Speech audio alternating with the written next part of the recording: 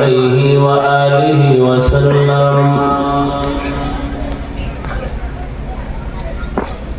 من يرد الله به خيرا يصب منه أو كما قال النبي عليه الصلاة والسلام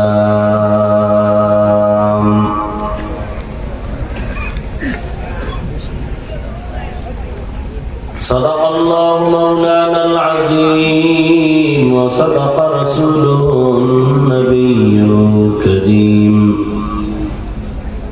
ونحن على ذلك من الشاهدين والشاكرين والذاكرين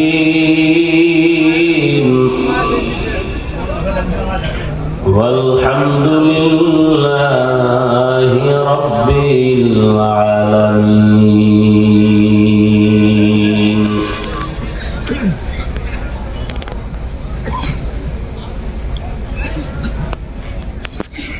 سبحانك لا علم لنا إلا ما علمتنا إنك أنت العليم الحكيم. رب اشرح لي صدري ويسر لي أمري واحلل عقدة من لساني يفقه قولي.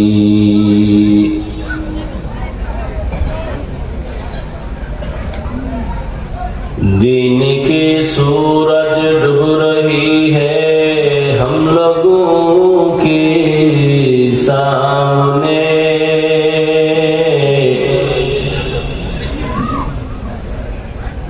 दिन की सूरज डूब रही है हम लोगों के सामने, रोज़ महशर क्या जवाब है मुस्तफा के सामने, रोज़ महशर क्या जवाब है मुस्तफा के सामने.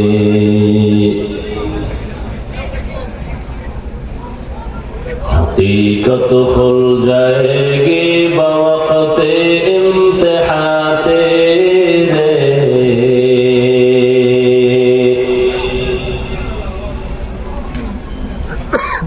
हकीकत खुल जाएगी बवक़्ते इम्तिहान तेरे, कि सुस्ती में या मेहनत में गुजारी जिंदगी तूने,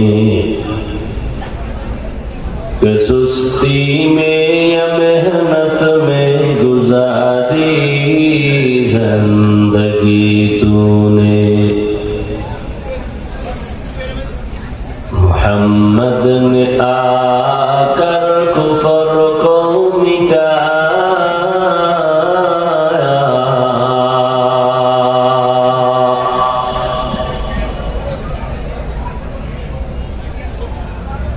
मोहम्मद ने आकर कुफर को मिटाया, कुफर को मिटाकर सदाकत बताया, कुफर को मिटाकर सदाकत बताया.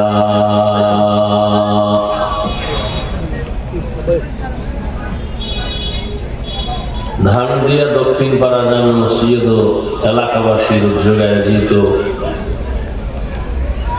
ইটা কম হয়েছে, আওয়াজটা করে এটা কম, আর এই ভলিউমটা হালকা বাড়ো, আয়োজিত বার্ষিক ইসলামী মহাসম্মেলন 21শে নভেম্বর 2024। মহতি এই সম্মেলনে উপস্থিত মুহতারাম সম্মানিত সভাপতি, প্রধান অতিথি, বিশেষ অতিথি বৃন্দ, হযরত উলামায়ে কেরাম, অত্র অঞ্চলের বিভিন্ন স্থান থেকে আগত আল্লাহ পাকের আশিকিন, জাকিরিন, শাকিরিন, মুহিব্বিন, মুরব্বিয়ান এজাম, কলিজার টুকরা আমার সমবয়সী যুবক বন্ধুগণ, স্নেহের ছোট ভাই, পর্দার আড়ালে মাইকের আওয়াজ শ্রবণরতা সম্মানিত মা ও বোনেরা, আল্লাহ পাকের দরবারে শুকর যে আল্লাহ পাক ফিতনার যুগে হাজারো লাখো মানুষের ভেতর থেকে বাছাই করে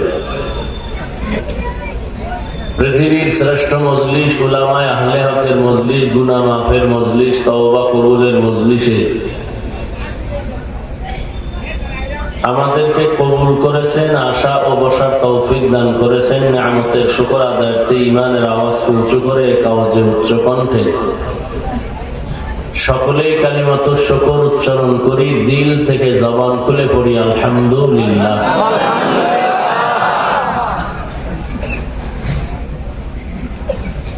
দরুদ ও সালাম সাইয়্যিদুল মুরসালিন, রাহমাতুল লিল আলামিন, শফিউল মুযনিবিন, খাতামুন নবিয়্যিন, সাইয়্যিদুস সাকালাইন, ইমামুল মুরসালিন, শফিয়ে আযম, রাসূল আকরাম,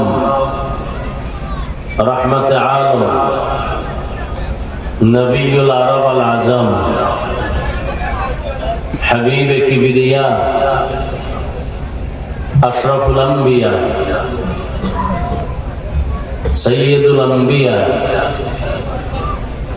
শফিয়ে মাহশর, साक़ी कौसर, आक़ाए नामदार, मदीना का ताजदार,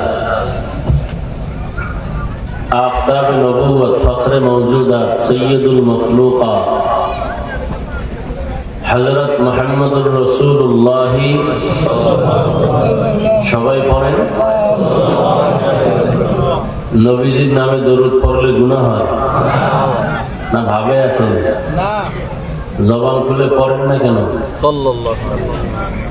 সওয়াবের দরকার নেই না? তো জবান খুলে আবার পড়েন। একবার পড়ছেন 10টা গুনাহ মাফ হয়ে গেছে, 10টা নেক আমলনামায় যোগ হয়েছে। আল্লাহর আদালতে আপনার মর্যাদা 10 গুণ বেড়ে গেছে। বেশি বেশি দরুদের আমল করেন, আল্লাহ দরুদের বিনিময়ে জান্নাতের রাস্তা ওপেন করে দেবেন। কমপক্ষে প্রতিদিন 300 বার দরুদ পড়বেন। ওযু সহকারে ঘুমের আগে বিছানায় বসে তসবিহ হাতে নিয়ে, সময় বেশি থাকলে নামাজের দরুদ পড়বেন, কম থাকলে এই ছোট অংশের দরুদ পড়বেন। ওযু অবস্থায় দরুদ পড়ে পড়ে ঘুমায় যাবেন, ডান কাতে কিবলার দিকে চেহারাটা ঘুরাইয়া। ইয়াকিনের সাথে যদি বসতে পারেন, শুইতে পারেন, আমলটা রাখতে পারেন দাইমি প্রতিদিন, ইনশাআল্লাহ ঘুমের ঘরে রাসূলের সাথে মোলাকাত হয়ে যাবে। রাস্তায় কি ওয়াজ হয়? কর্তৃপক্ষ এই আওয়াজগুলো শুনে না?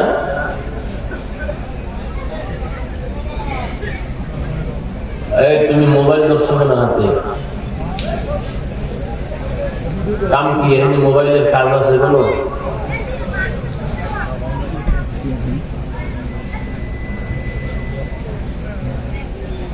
এত মোবাইলের বিরুদ্ধে বলি, একটা বয়ান নাই মোবাইল ছাড়া। লজ্জা শরম যে কই যাইতেছে কোনো বুঝেই আসতেছে না। 24টা ঘন্টা মোবাইল নিয়ে পাগলের মতো থাকে। ঘুমের বিছানায় সারাটা রাত্র মোবাইল নিয়ে কবিরা গুনাহ, কবিরা গুনাহ, কবিরা গুনাহ করে। একটু ভয়ও আসে না অন্তরে। আল্লাহ কানে ধরে নিয়ে আসছেন একটা বেহেশতের বাগানে, সে আকাম।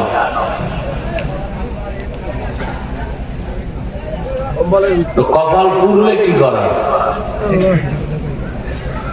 কপাল যদি পুড়ে যায় আমি হাফিজুর রহমান কেন আর মক্কা মদিনার ইমাম কেন? স্বয়ং রসুলও যদি বয়ান করে কপাল আর খুলে না। যেই নবীজিকে এক নজর দেখলে জাহান্নামের আগুন হারাম, যেই নবীজিকে এক নজর দেখলে পেটের ক্ষুধা থাকে না, সেই নবীজিকে 13 বছর দেখছে, বয়ান শুনছে, এরপরও কপালে কালেমা আসে নাই। পৃথিবীর এই নিকৃষ্ট বেঈমান কত বড় কপাল ভরা। আর অন্যদিকে নবীজিকে জবাই করার জন্য তরবারি নিয়ে দৌড়ায় 27 বছরের যুবক। নবীজিকে দেখা তরবারি ফালায় দিয়া বলেন, আমাকে কালেমার রশি আগে গলায় লাগায়। এর নাম কপাল। যুবকেরা, তোমরা তো আমাদেরকে বোকা ভাবো এবং বোকা বলো। এবার এই করিস না, ইকো হয় কেন, রিপিট হয় কেন কথা? তোমরা আমাদের বোকা বলো, আসলেই আমরা বোকা। আমরা যদি বোকা না হইতাম তোমাকে জমিনে থাকতে দিতাম না। যখনই বেদবি করতাম সাথে সাথে পিড়াইতাম। একটা থাপ্পড় সহ্য করার মতো শক্তি তো তোমার নাই। তোমার তো খানার শক্তি, আমাদের তো ঈমান ও আমলের শক্তি ইনশাআল্লাহ। এবার খাওয়ান তো আছে, তোমার থেকে হালাল খাই, পিওর খাই, নাপাক খাই না। এতগুলো শক্তি নিয়ে একটা থাপ্পড় দিলে ওজন নিতে পারবা না তো। থাপ্পড় তো দেই না, বরং জানি আমগো গালি দাও, জানি আমাদের বিরোধিতা করো, এরপর সামনে আসলে হাসি মুখে তাকাই, বুকে লাগাই, সালাম দেই।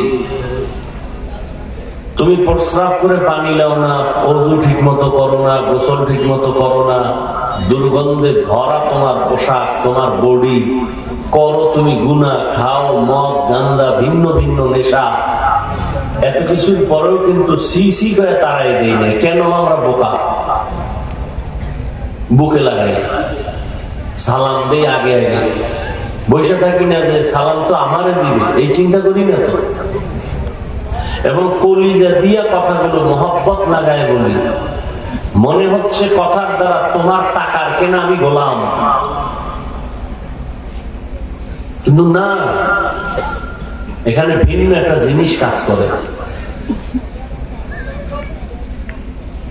আমরা কোনো ব্যক্তির গোলাম না। তোমরা অনেকে বলো না, অমুক হুজুর আওয়ামী লীগের, কেউ বিএনপির। হুজুর জারি তুমি যেদিকে নাও, নিতে গেলে সব দিকেই নিতে পারবা, কোন হুজুর দিক ছাড়া নেই। সব হুজুর একটা দিকেই আছে। তার মানে এটা না, আলেম ওলামা আওয়ামী লীগের কাছে যাবে, বিএনপির কাছে যাবে নিজের দুনিয়ার স্বার্থের জন্য না, যদি যে থাকে ইসলামের স্বার্থের জন্য। এটা বুঝার তোমার মেধা নাই। কারণ বেয়াদবি তো মা বাবার থেকে শুরু করছো, ওখান থেকে ধাক্কা লাগাইছো আলেমের সাথে। আমি তো সারা বাংলাদেশে বলি, যারা আলেমের বিরোধিতা করে এরা মা বাবার অভিশপ্ত সন্তান। প্রত্যেকটা সন্তান মা বাবার বড় দোয়া পায়, একটাও দোয়া পায় না। ভালো সন্তান না একটাও, সবগুলো মা বাবার অভিশপ্ত সন্তান। একটা সন্তানও মা বাবার আদরের না।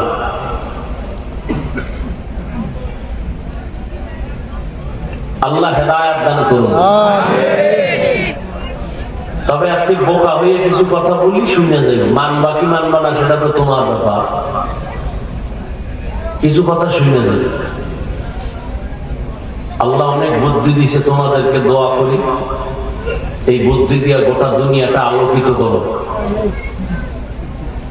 একটা যুবকের মেধাই যথেষ্ট গোটা দুনিয়াকে নিয়ন্ত্রণ করা।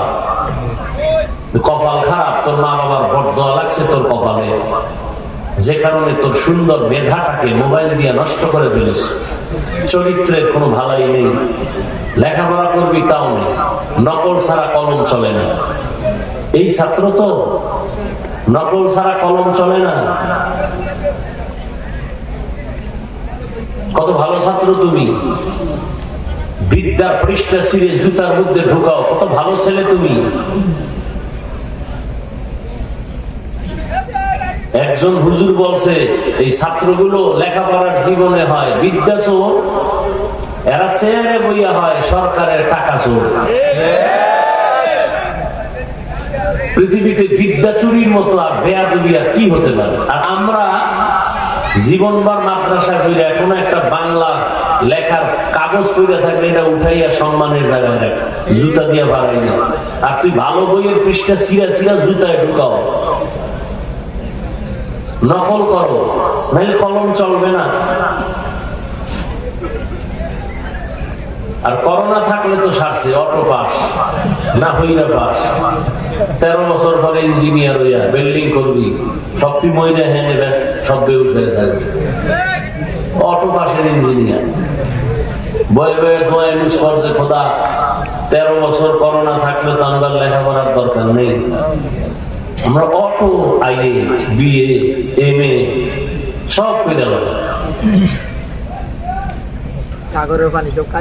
আল্লাহ আপনি কুদরতের দ্বারা আমাদেরকে হেদায়েত দান করেন। তো বলতেছিলাম দরুদের আমলটা কইরেন, আল্লাহর কাছে কি নিয়ে যাবেন? হায়াতের আর বাকি কত? 60 বছর যদি বাঁচায় তো অর্ধেক শেষ।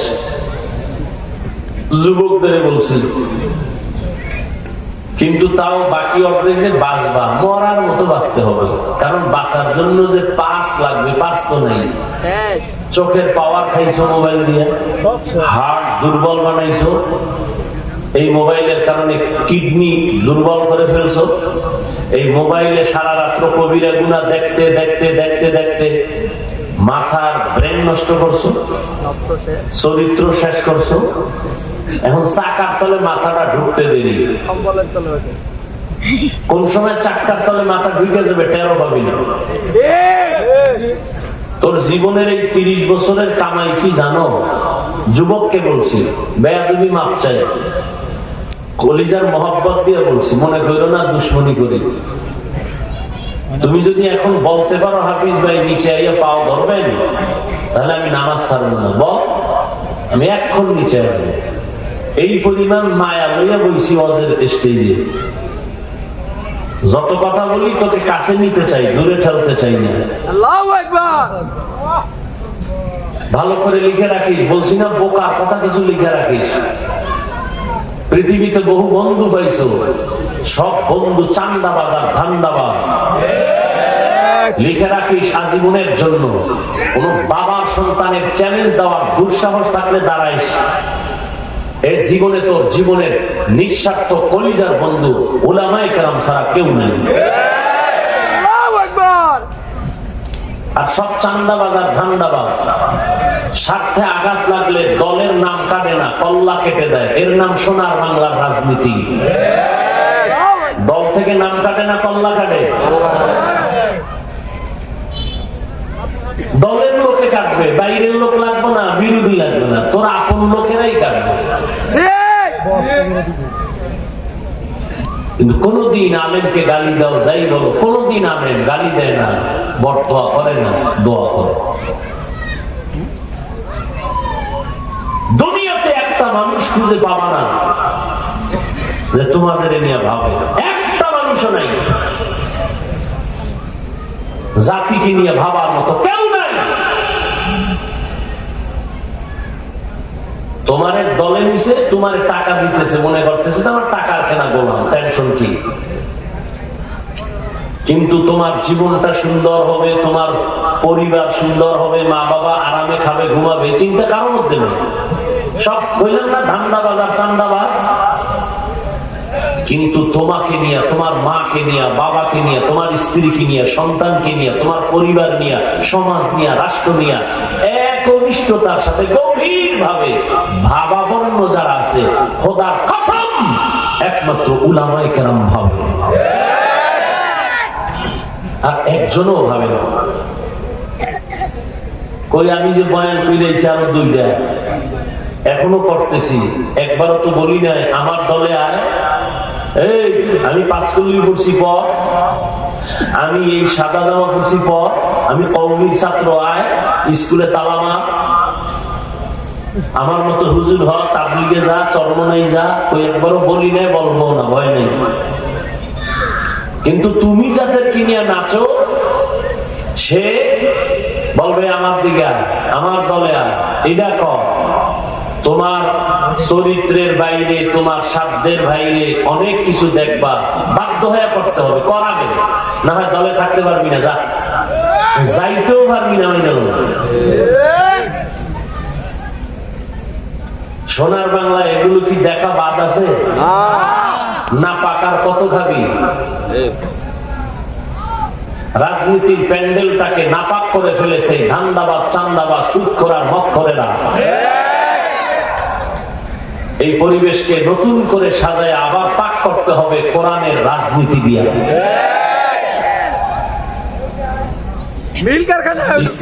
ইসলামের রাজনীতি নেই ভাই, আমার কথা বুঝেন তো, ডিস্টার্ব হয়ে যাবে, সাইডে দিয়ে চলে যাবে। ইসলামে কি রাজনীতি নাই? যারা বলে ইসলাম বা কোরআনে রাজনীতি নাই, তারা কি বুঝাইলো?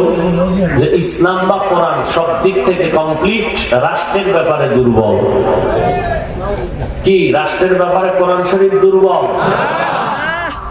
তুমি মানো আর না মানো, তো সত্য কথাটা স্বীকার করো। তোমাকে মানাতে আমি বাধ্য করবো না, স্বীকার করো যে হ্যাঁ এটা সত্য। কোরআনে কি ইসলামের রাষ্ট্রনীতি নাই? কেন বলো ইসলামের রাজনীতি নাই? হ্যাঁ, তোমার মতো ধান্দাবাজি নেই, পেট নীতি, দুর্নীতি ইসলামে নাই, মানুষ জবাই করা ইসলামে নাই, বাড়ি ঘরে আগুন জ্বালায় দেওয়া এই রাজনীতি ইসলামে নাই, কোরআনে নাই। ইসলাম আর কোরআনে কি রাজনীতি আছে? মালিক যেই দস্তারখানে খাবে, গোলাম সে একই দস্তারখানে খাবে।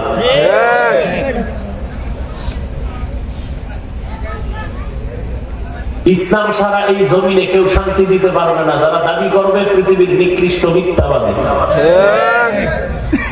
ইসলাম ছাড়া শান্তি কেউ দিতে পারবে না। বেটা বুঝো না কেন?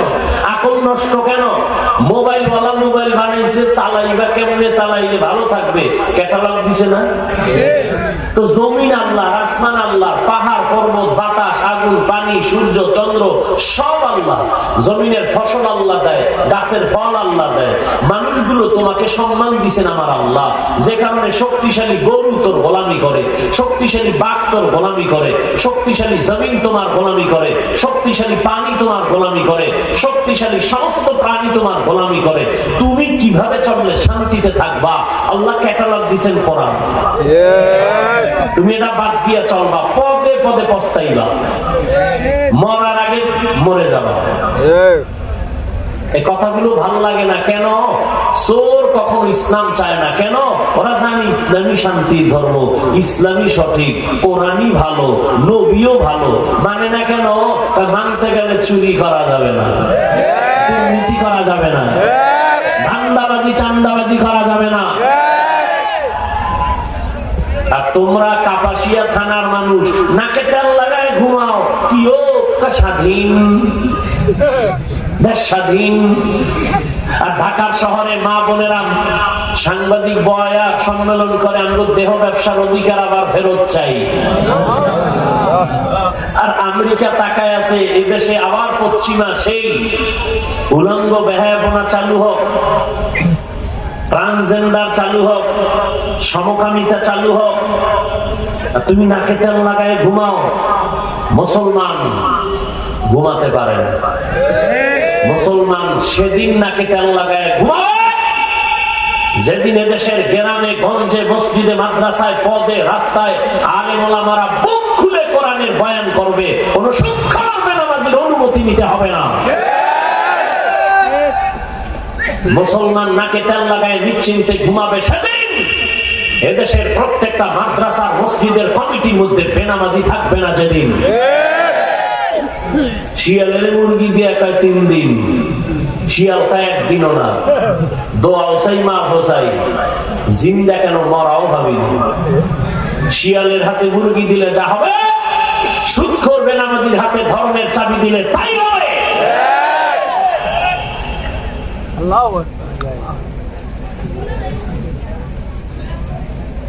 রাসূলের আদর্শ দিয়া পৃথিবীটাকে সাজায় গেছেন। কিয়ামত পর্যন্ত নতুন কারো আদর্শের প্রয়োজন হবে না। তবে এখানে আমার ব্যক্তিগত একটা কথা, এখানে অনেক শিক্ষিত মানুষ, কেউ যদি দাঁড়ায় বলতে পারো মদিনার মোহাম্মদের আদর্শ থেকে আরো সুন্দর আদর্শ অমুকের কাছে আছে, আমি হাফিজুর রহমান আল্লাহর জাতের কসম খেয়ে বলছি, নবীরটা বাদ দিয়ে তারটা নিব। পারবা বলতে? কেউ যদি দাঁড়ায় বলো হাফিজ ভাই নবীজির আদর্শ থেকে শেখ মুজিবুর রহমান সাহেবের আদর্শ আরো সুন্দর, আমারটা আমি বলছি, আমি তারটা নিব, নবীরটা বাদ। যদি কেউ দাঁড়ায় বলতে পারো নবীজির আদর্শ থেকে জিয়াউর রহমান সাহেবের আদর্শ অনেক সুন্দর, আমি নবীরটা বাদ দিয়া জিয়া সাহেবেরটা নিব, সাহস আছে? পারবি? যুবককে বলছি, পারবি? বাদ দে। তাদের উপরে আরো কারা আছে বর্তমান দুনিয়াতে জীবন দিবে গণতন্ত্রের জন্য? এর প্রবক্তা আব্রাহাম লিঙ্কন। আব্রাহাম লিঙ্কন আদর্শ দিছে গণতন্ত্র, মাও সেতুনের আদর্শ, লেনিনের আদর্শ, কার্ল মার্ক্সের আদর্শ। এক কথায় জবাব, পৃথিবীর সবার আদর্শ না পাক, একমাত্র মদিনার রাসূলের আদর্শই হলো পাক। প্রশ্ন হবে না পাক কেন? আমার থেকে জবাব হলো মানুষটাই না পাক।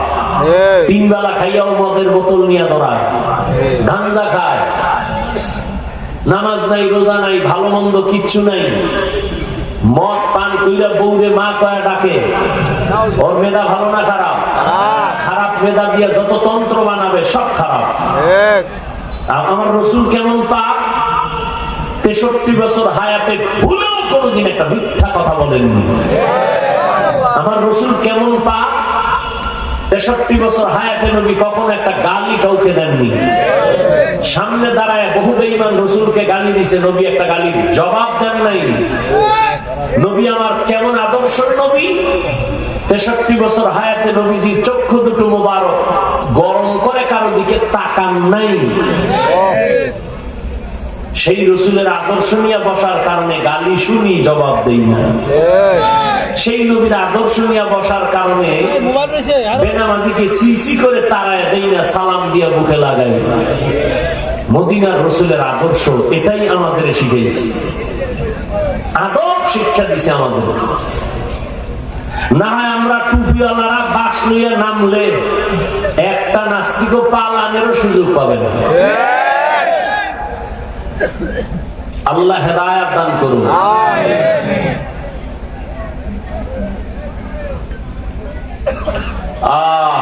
ভুল হইলে ধরাই দিন। এখানে অনেক আল্লাহর বান্দা ওলামায়ে কেরাম আছেন, ভুল হইলে ধরাই দিন।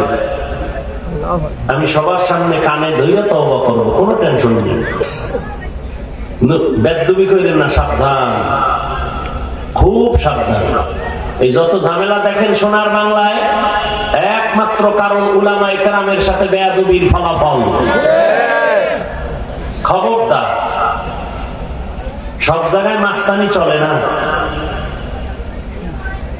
মা বাবার সাথে বেয়াদবি করবেন না। জীবনে যার সাথে যা করেন, মা বাবার সাথে নয়, শিক্ষকের সাথে নয়, ওলামায়ে কেরামের সাথে নয়। অনুরোধ করে গেলাম, আজকের বয়ানের মূল নাভি, মূল কথা এটা।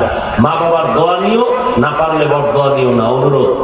শিক্ষকের দোয়া নিও, না পারলে বেয়াদবি করে বরদোয়া নিবা না।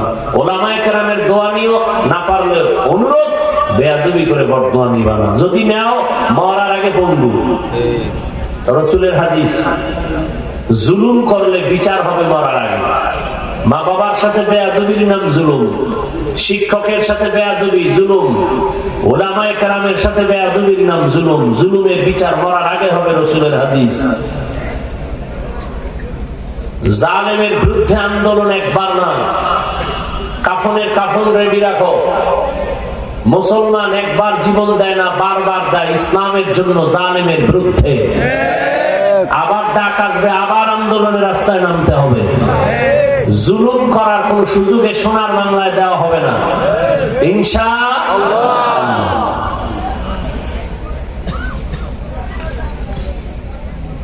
আমি আয়াত পড়েছি, অনেক ওলামায়ে কেরাম আলোচনা করেছেন, শুনছেন। আল্লাহ সবাইকে ওলামায়ে কেরামের কথার উপরে চলার তৌফিক দান করেন।